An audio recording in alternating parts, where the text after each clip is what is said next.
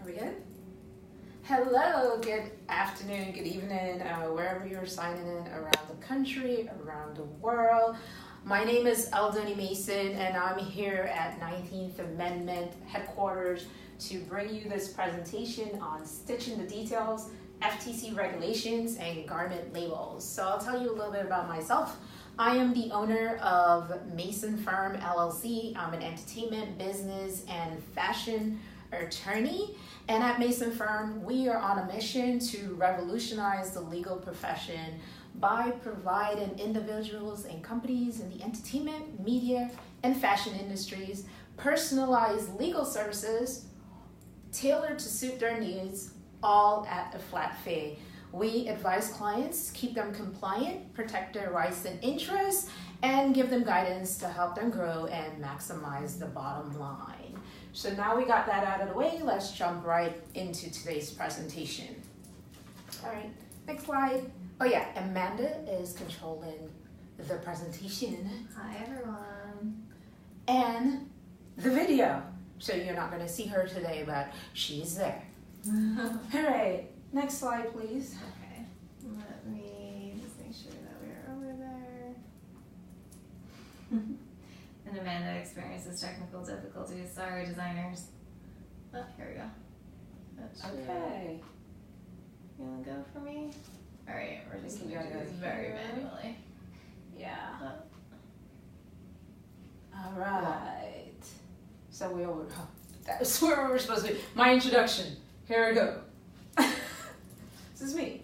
One of my designers made this. My client, Marco Hall, made this outfit for the NAACP Image Awards. All right, so we could go to the next slide.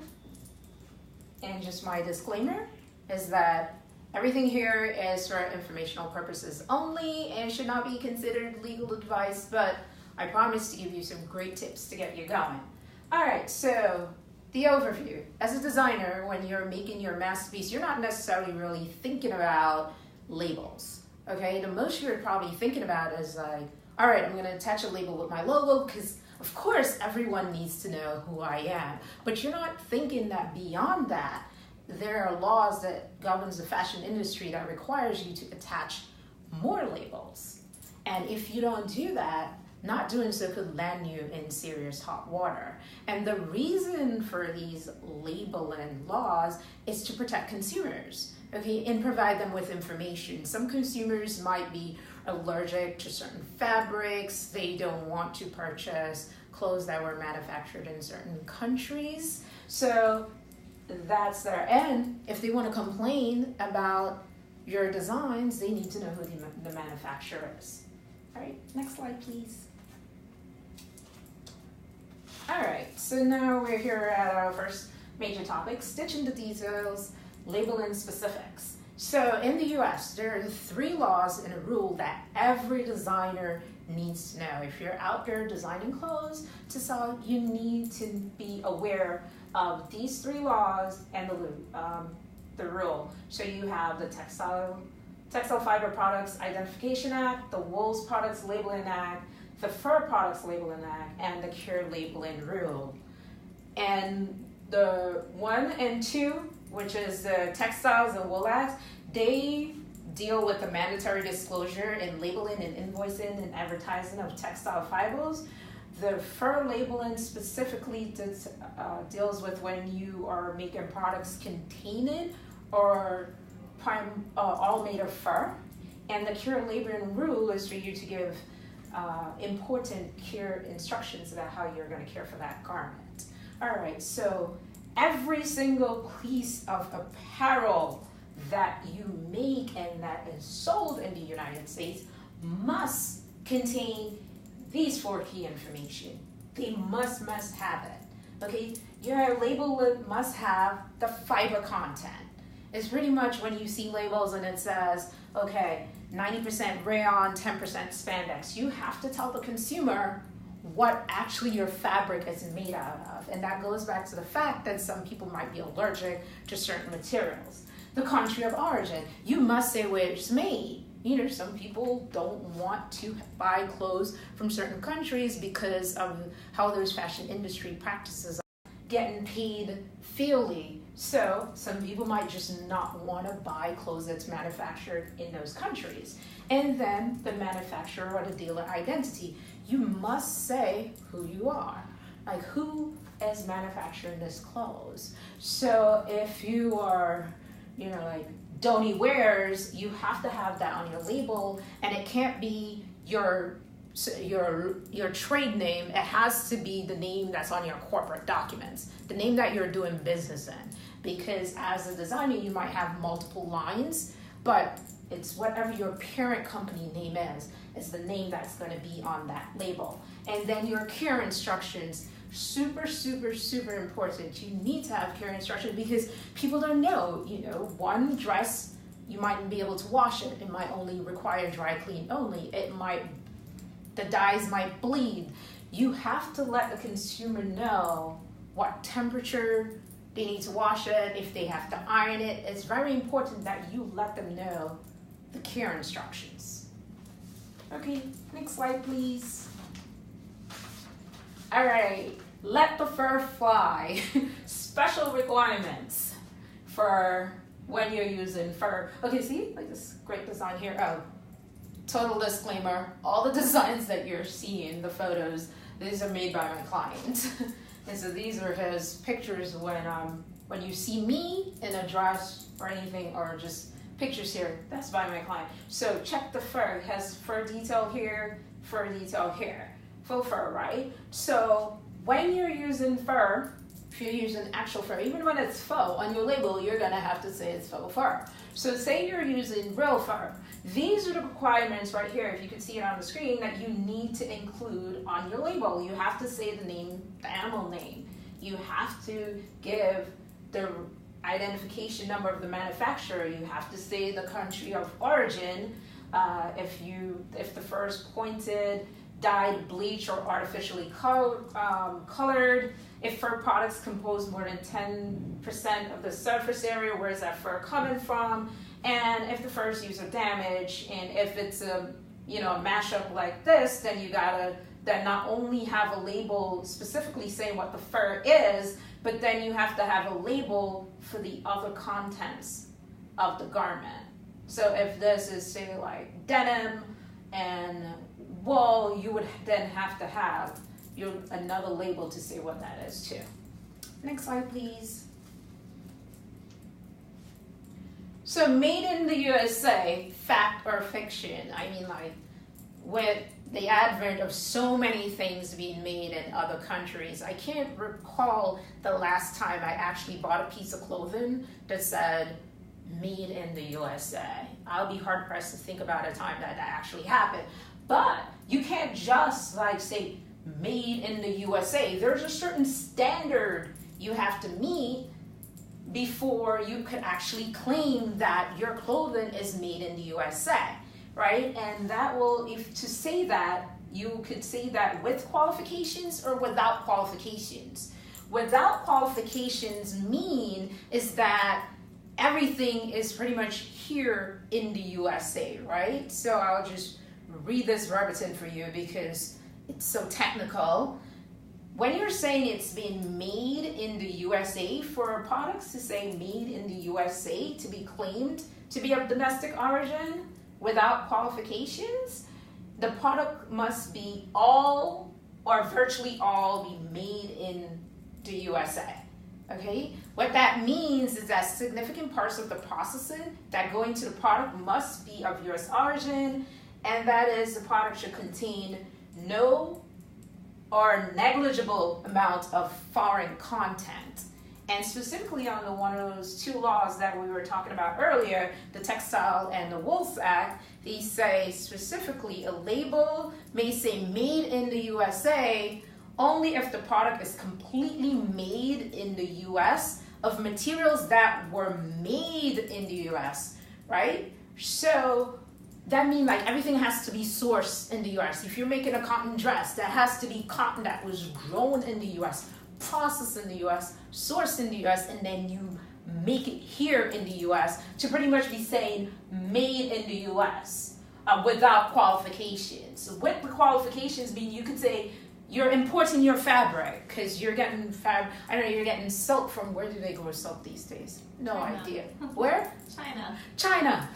Well, there's where the clothes being made too, right? So say you're getting, as Amanda just told me, you're getting silk from China, and then you're gonna spawn this awesome silk gown, you know? Okay, so you can't, and you're making it here in the US. You can't just put made in the US. It doesn't work that way. You would have to say made in the US, and your qualifications would be with imported fabric. So this is very important.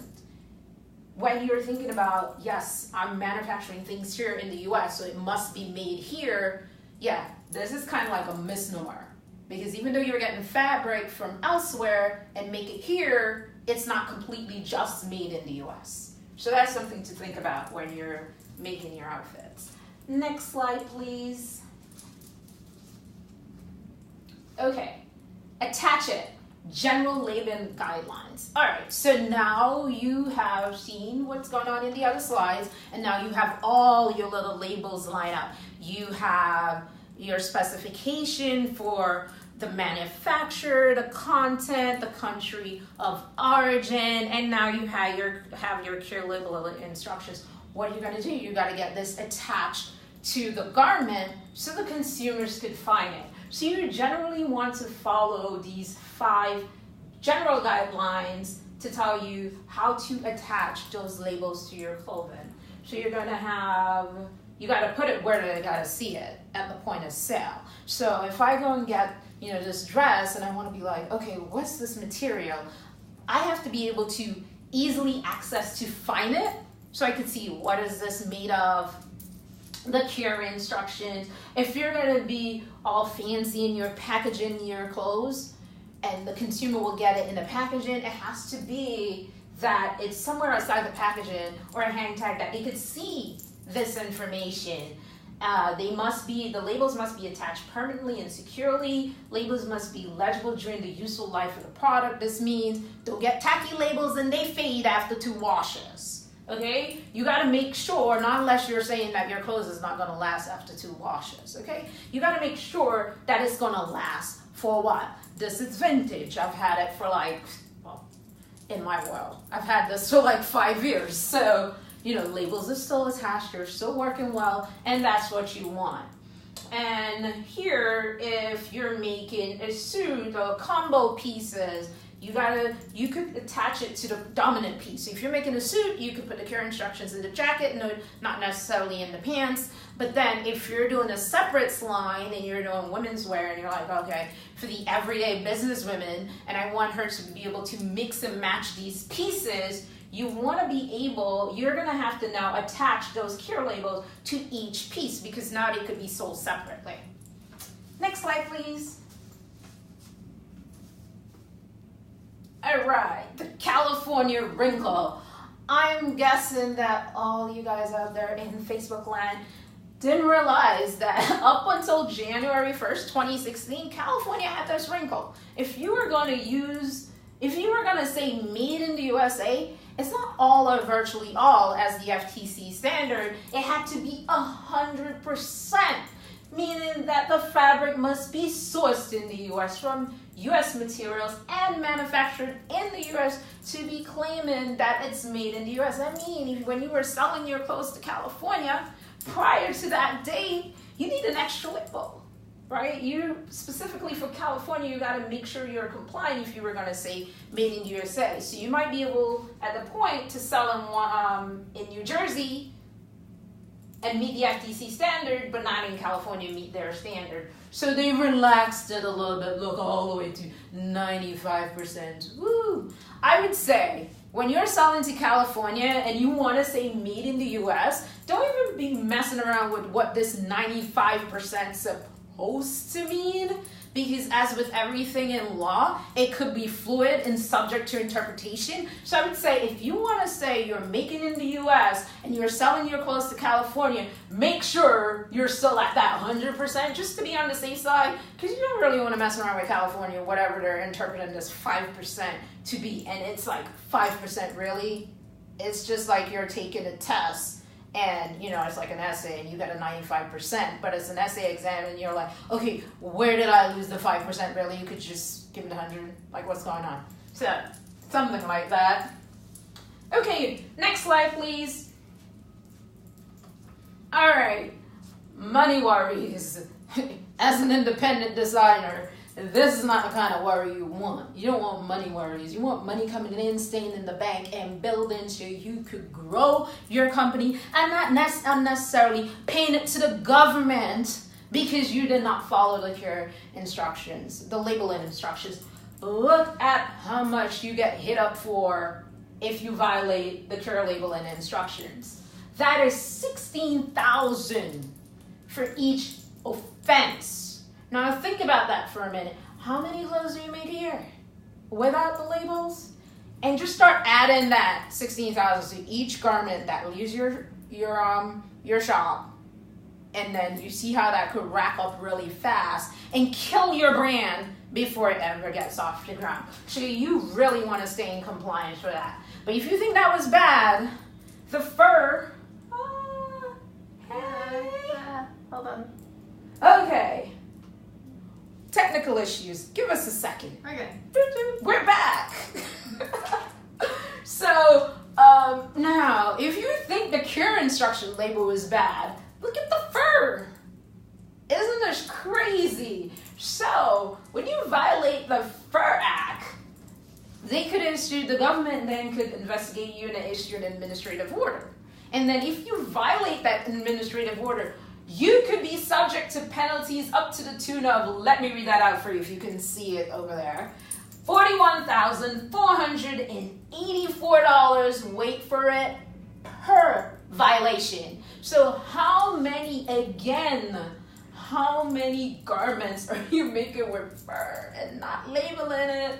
This is a steep price to pay. And not only that each instance of mislabeling is a separate violation. So if you made, as I said, like 20 garments and you didn't have the correct labeling for the fur, each one is a different violation that will subject you to this $41,484. And if the government finds that you willfully mislabel and you're in willful violation of the act, they could subject you to criminal proceedings.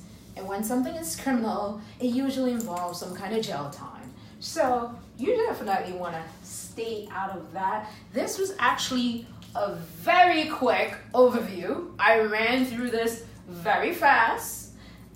This law is extensive. All these acts goes on for pages and pages and pages. And then the FTC has articles where they expound even more. So this was me giving you a very quick, brief overview, just to give you something to think about, at least to start basically complying with the labeling laws. So do we have any questions, Amanda? Yes, we have a question that came through.